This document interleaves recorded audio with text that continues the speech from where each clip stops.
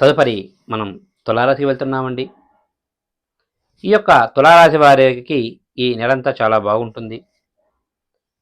భార్యాభర్తల మధ్య మంచి అవగాహన ఉంటుంది. వీరికి బంధుమిత్రుల సహాయ సహకారాలు చాలా బాగుంటాయండి.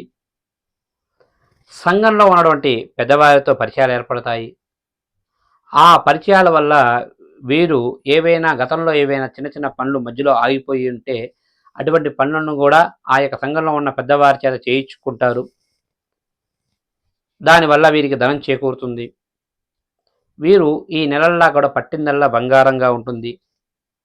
అయితే ఈ నెలలో ద్వితీయార్థంలో కొంచెం చిన్న చిన్న ఇబ్బందులు వచ్చే అవకాశాలు కనిపిస్తున్నాయి.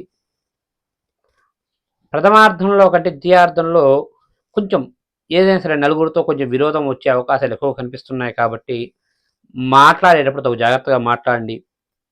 ఏ నిర్ణయం తీసుకున్నా కూడా 1కి 2 సార్లు ఆలోచించి నిర్ణయాలు తీసుకుంటే చాలా మంచి జరుగుతుందండి.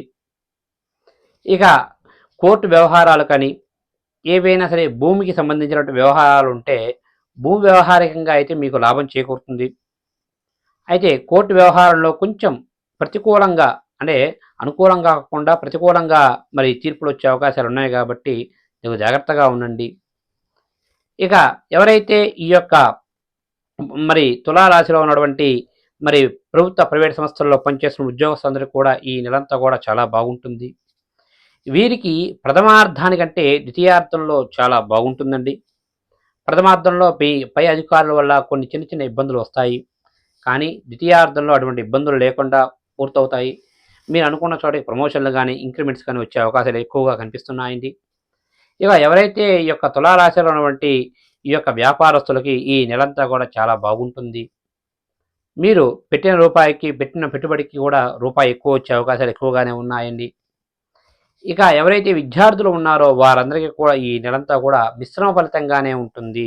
ఈ యొక్క తులారాశిలో ఉన్నటువంటి విద్యార్థులందరికీ కూడా మరి ఎవరైతే స్టేట్ సెంట్రల్ గవర్నమెంట్కి జాబులకై అప్లై చేసుకొని పరీక్షల కోసం ఎదురు చూస్తున్న వారందరికీ కూడా ఈ నెలంతా కూడా మరి మిశ్రమ ఫలితంగానే ఉంది. ఏవైనా ఎగ్జామ్స్ రాసేటప్పుడు తగు జాగ్రత్త తీసుకుంటే చాలా బాగుంటుందండి. ఇక మొత్తంగా చెప్పాలి అంటే ఈ యొక్క తులారాశి వారికి ఈ నెలంతా చాలా బాగుంటుంది. కానీ ద్వితీయార్థంలో కొంచెం చిన్న చిన్న ఇబ్బందులు వచ్చే అవకాశాలు ఎక్కువగా కనిపిస్తున్నాయి. కాబట్టి తప్పక మీరు ఈ నెలలో చేయవలసిందల్లా ఏమిటంటే మరి సంకష్టహర చతుర్థి బాగా గుర్తుంచుకోండి. సంకష్టహర చతుర్థి రోజు నాడు తప్పక ఆ యొక్క గణపతి ఆలయానికి వెళ్ళేసేసి ఆ యొక్క గణపతి ఆలయంలో గణపతి హోమం చేయించుకోండి. లేదా ఇంట్లో అయినా సరే చేయించుకోండి. ఇక అదేవిధంగా ఆ రోజు ఆ యొక్క కార్యక్రమం అయిపోయిన తర్వాత స్వామివారికి 108 ఉండ్రాళ్లతో అర్చన కానీ లేదా 108 ఉండ్రాళ్ళు స్వామివారికి నివేదన సమర్పించి ఆ యొక్క స్వామివారికి సమర్పించినటువంటి ఆ యొక్క ప్రసాదాన్ని ఆ యొక్క నివేదనని భక్తులందరికీ కూడా పంచిపెడితే చాలా మంచి జరుగుతుందండి. ఇక వీరికి ఈ నెలలో అనుకూలమైన రోజులుగా మరి 2వ తారీఖు, మరి 6వ తారీఖు, 13వ తారీఖు, 15వ తారీఖు, 22వ తారీఖు, 24వ తారీఖు, 29వ తారీఖులు వీరికి చాలా అనుకూలమైన రోజులుగా ఉన్నాయండి.